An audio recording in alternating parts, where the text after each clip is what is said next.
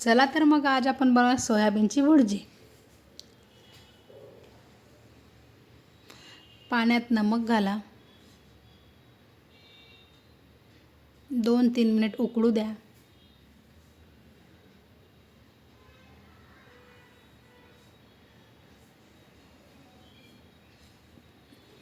ही झटपट बनणारी रेसिपी आहे।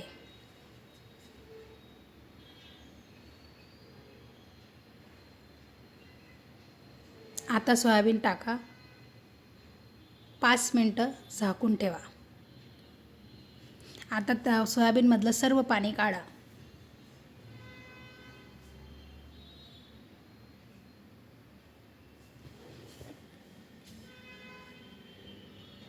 आता सोयाबीन मिक्सरमध्ये ग्राइंड करा।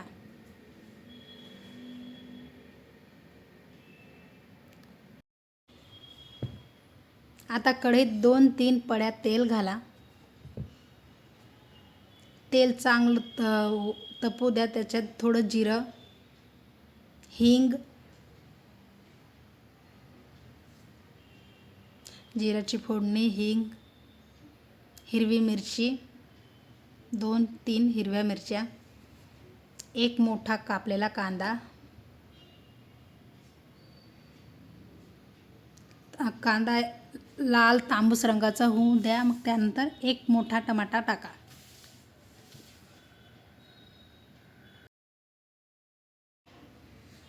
त्यात थोडं स्वादानुसार नमक टाका, म्हणजे आपले जे टमाटे असतात ना ते नमक टाकल्यानंतर चांगले शिजतील। आता 5 मिनिटं त्याला झाकून ठेवा।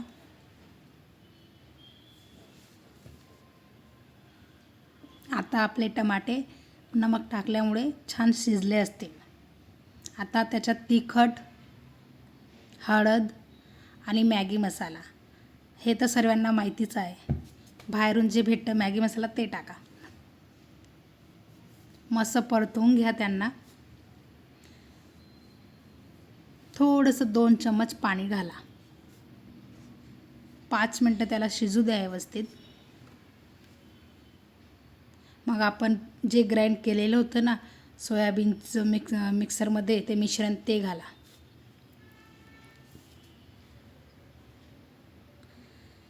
त्याला व्यवस्थित मसाल्याबरोबर व्यवस्थित ढवळून घ्या,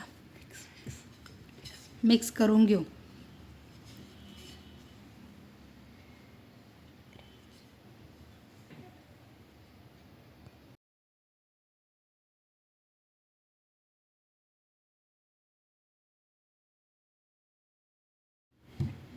आता स्वादानुसार नमक घालायचं आहे आपल्याला। त्याला एकजीव करायचं आहे सर्व मिश्रणला। 5 मिनिटं एकजीव करा। मग वरून कोथिंबीर, कारण की कोथिंबीर टाकल्याने स्वाद हा वेगळाच येतो। आणि मॅगी मसाला टाकल्याने पण एकदम टेस्ट ही वेगळीच लागते। ज्याला नाही आवडत तो सुद्धा हे सोयाबीनची भुर्जी खाणार। एकदा नक्की ट्राय करा। आता 5 मिनिटं झाकून ठेवा। आपली बनली ही झटपट सोयाबीन भुर्जी। ही रेसिपी नक्कीच ट्राय करा आणि जर तुम्हाला आवडली तर मला कमेंट करून सांगा।